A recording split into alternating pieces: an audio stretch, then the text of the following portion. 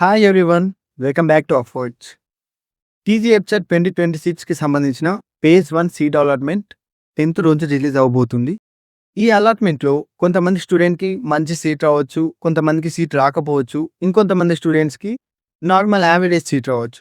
ఇక్కడ సీట్ రావడం ఒక ఎత్తు అయితే ఆ సీట్ని మనం యాక్సెప్ట్ చేయడం ఆర్ రిజెక్ట్ చేయడం లేదా కంటిన్యూ చేయడం ఒక ఎత్తు. సో ఫేజ్ 1లో సీట్ వచ్చినాక ఫేజ్ 2లో అండ్ ఫేజ్ 3లో పార్టిసిపేట్ చేస్తాం. ఎప్పుడైనా ఒకటి గుర్తుంచుకోండి, ఫేజ్ 1, 2, 3 అన్ని ఫేజెస్లో పార్టిసిపేట్ చేసిన స్టూడెంట్స్కి మాత్రమే మంచి సీట్ అనేది అల్లకొడ్డాంది. సో ఎందుకంటే ఫస్ట్ ఫేజ్లో చాలామంది స్టూడెంట్స్ డ్రాప్ అయిపోతారు. జేఈ మెయిన్స్ అని చెప్పేసి ఇంకేదో సెంట్రల్ యూనివర్సిటీస్కి ఇంకా ప్రైవేట్ యూనివర్సిటీస్కి వెళ్తూ ఉంటారు. సో వాటి సీట్స్ అన్నీ వేకెంట్ అవుతాయి అన్నమాట ఫేజ్ 1 తర్వాత. సో ఆ సీట్స్ అన్నీ కూడా ఫేజ్ 2లో ఫిల్ అవుతాయి. ఫేజ్ 2లో కూడా మళ్ళీ వేకెన్సీస్ క్రియేట్ అయ్యి ఆ వేకెన్సీస్ని ఫిల్ చేయడానికి ఫేజ్ 3. సో ప్రాసెస్ అనేది ఇలా జరుగుద్ది.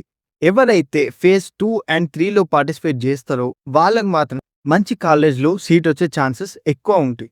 సో నేను చెప్పేది ఏంటంటే ప్రతి ఒక్క student irrespective of his rank and his category ఈ 3 ఫేజెస్లో ఖచ్చితంగా పార్టిసిపేట్ చేయాలి. సో ఈ ప్రాసెస్లో పార్టిసిపేట్ చేసే ప్రాసెస్లో చాలా ట్విస్ట్లు ఉంటాయి. ఒక చిన్న మిస్టేక్ చాలు మీ సీట్ కోల్పోవడానికి. సో ఎలాంటి మిస్టేక్స్ లేకుండా ఈ ప్రాసెస్ని సేఫ్గా ఎలా కంప్లీట్ చేయాలనేది నేను ఈ వీడియోలో మాట్లాడబోతున్నా. వీడియోని ఎక్కడ స్కిప్ చేయకుండా ఎండ్ వరకు చూడండి. మీకు ఫర్దర్గా ఏమేమి స్టెప్స్ ఉంటాయి, ఏ స్టెప్లో ఎలాంటి మిస్టేక్స్ మీరు చేయకుండా ఉండాలి, ఎలాంటి మిస్టేక్స్ చేస్తే ఏం జరుగుతుంది అనే ఐడియా మీకు ఉంటుంది. అప్పుడు మీరు ఈజీగా ఈ ప్రాసెస్ మొత్తాన్ని కూడా కంప్లీట్ చేయొచ్చు అన్నమాట. ఎంసెట్ స్టూడెంట్స్ అందరికీ కూడా ఇప్పుడు నేను చెప్పే ప్రాసెస్ మీద ఐడియా అండ్ అవేర్నెస్ అనేది ఖచ్చితంగా ఉండాలి. సో ఈ వీడియో ఎక్కువ మందికి రీచ్ అవ్వాలంటే నాకు మీ నుంచి కావాల్సింది ఒకటే, ఛానల్ని సబ్స్క్రైబ్ చేసుకొని ఈ వీడియోని వీలైనంత మందికి షేర్ చేయండి. సో దట్ వాళ్ళు కూడా ఎలాంటి మిస్టేక్స్ చేయకుండా ఉంటారు. సో లేట్ చేయకుండా వీడియోలోకి వెళ్ళిపోదాం. మీకు 10th రోజు సీట్ అలాట్మెంట్ అయినాక tgwebsite.nic.in అని టైప్ చేసి ఆ వెబ్సైట్కి వెళ్తే ఆ లాగిన్ అయ్యాక మీకు అలాట్మెంట్ ఆర్డర్ అనేది కనిపిస్తుంది. సో అలాట్మెంట్ ఆర్డర్ డౌన్లోడ్ చేసుకోండి. ఈ అలాట్మెంట్ ఆర్డర్ చాలా ఇంపార్టెంట్ మనకి. ఎందుకంటే ఇందులో మీకు ఏ కాలేజ్లో సీట్ వచ్చింది, ఏ బ్రాంచ్లో సీట్ వచ్చింది, సో ఆ కాలేజ్ ఫీజు ఎంత అండ్ ఇంకా ఎక్స్ట్రా అమౌంట్ ఏమేమి పే చేయాలి, టోటల్గా మీరు ఎంత అమౌంట్ పే చేయాలి అనేది కంప్లీట్గా మెన్షన్ చేసి ఉంటుంది.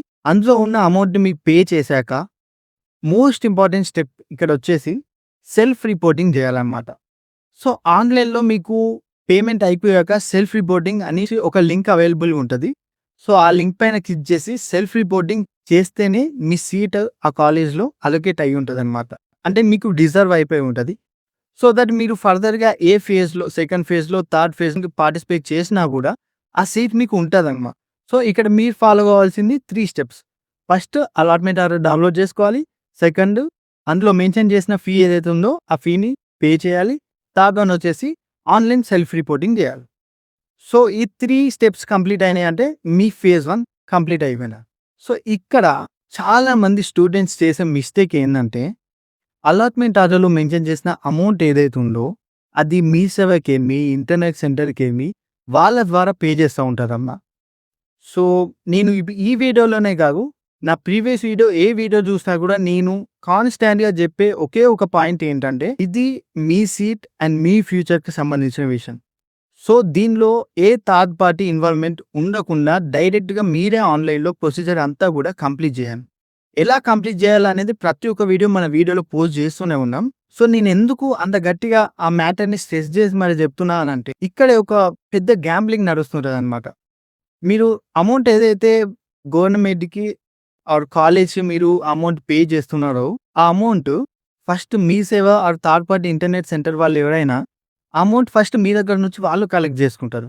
వాళ్ళ అకౌంట్ నుంచి తెలంగాణ కౌన్సిల్కి పే చేస్తారు.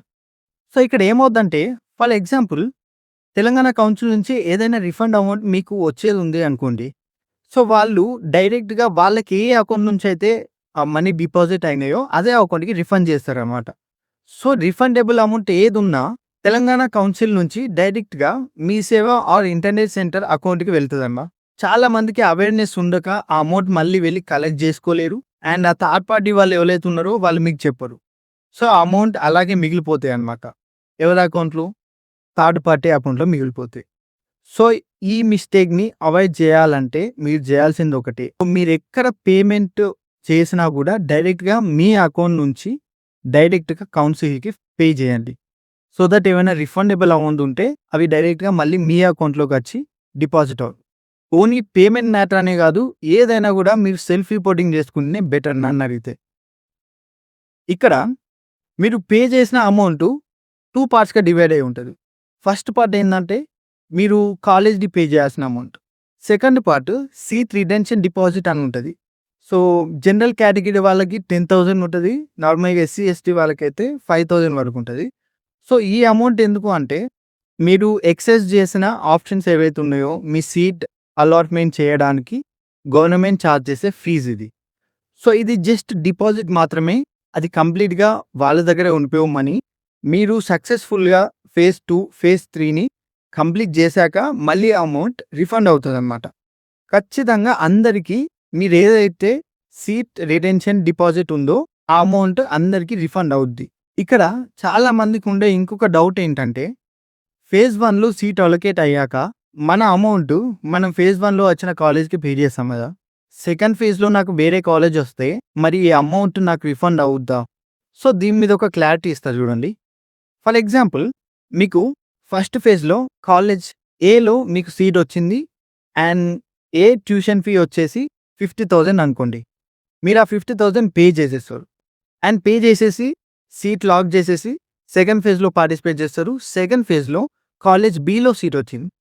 సో, ఇప్పుడు కాలేజ్ బి ఫీజ్ వచ్చేసి సేమ్ 50,000 అనుకోండి. సో, మీరు కాలేజ్ ఏకి ఏ ఫీ అయితే కట్టిల్లో 50,000 ఆ ఫీ ఆటోమేటిక్‌గా బ్యాక్‌గ్రౌండ్‌లో ఈ కాలేజ్ నుంచి మీ న్యూ అలాట్‌మెంట్ కాలేజ్‌కి షిఫ్ట్ అవుతదనమాట. సో, మీరిక్కడ చేయాల్సింది ఏం లేదు.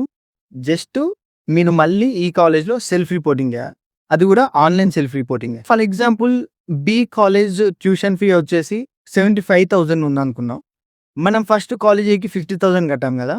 సో, ఆ 50,000ని డిడక్ట్ చేసుకొని, సో, అలాట్‌మెంట్ ఆర్డర్‌లో ఈ రిమైనింగ్ 25,000ని మెన్షన్ చేస్తారు. సో, మీకు సెకండ్ ఫేజ్‌లో సీట్ వచ్చాక సేమ్ ఫస్ట్ ఫేజ్‌లో ఎలాగైతే ఫీ పే చేశారో, సేమ్ అలాగే సెకండ్ ఫేజ్‌లో ఆ రిమైనింగ్ అమౌంట్ పే చేసి సెల్ఫ్ రిపోర్టింగ్ చేయాల్సి ఉంటదనమాట. For example, college B tuition fee 20,000 అనుకున్నాం. ఇప్పుడు మీరు కాలేజీకి 50,000 కట్టారు కదా!